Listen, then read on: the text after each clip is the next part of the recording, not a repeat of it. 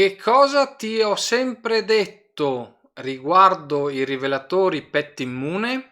Di questo parliamo nel video di oggi. Ciao, sono Davide Marcomini, nella vita faccio l'installatore di sistemi di sicurezza, ma sono anche l'ideatore e fondatore del portale Top Security Advisor e autore della guida antifurbo. Nel canale aiuto l'utilizzatore a districarsi nel mondo dei sistemi di sicurezza. Oggi vorrei tornare a parlare di un argomento che ho trattato spesso qui nel canale, ovvero i rivelatori PET Immune. Perché? Perché c'è stato un articolo su un giornale, su una testata giornalistica, che cita esattamente arrestato il ladro che gattona. Secondo te perché il ladro gattona? Beh, l'ho spiegato spesso, ne ho parlato molte volte nel canale, ma torniamo sull'argomento. Bisogna fare attenzione ai rivelatori PET Immune. Dove si installano i rivelatori PET Immune?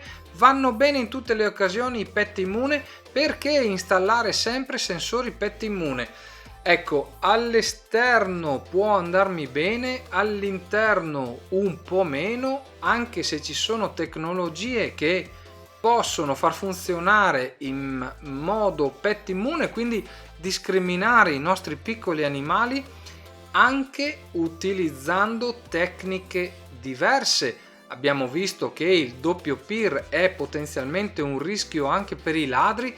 Potrebbe non essere un rischio un radar che può discriminare un piccolo animale ma rilevare anche una persona che gattona. Quindi attenzione alle tecnologie che andiamo ad utilizzare, che andiamo ad installare. Sembra tutto facile. Quando si dice PET Immune, che cosa installiamo? Installiamo un rivelatore con doppio PIR. Quello è potenzialmente un punto di accesso per i ladri.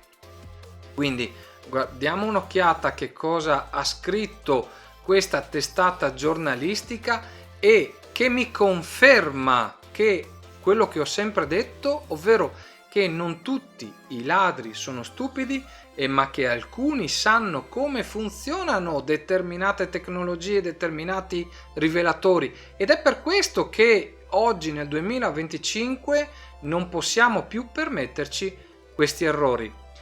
Spero di averti dato uno spunto utile sul quale riflettere anche in questo video. Ringrazio tutti coloro che si iscrivono al canale. Se non l'hai ancora fatto, iscriviti, spunta la campanella per non perderti gli aggiornamenti che andrò a pubblicare in futuro.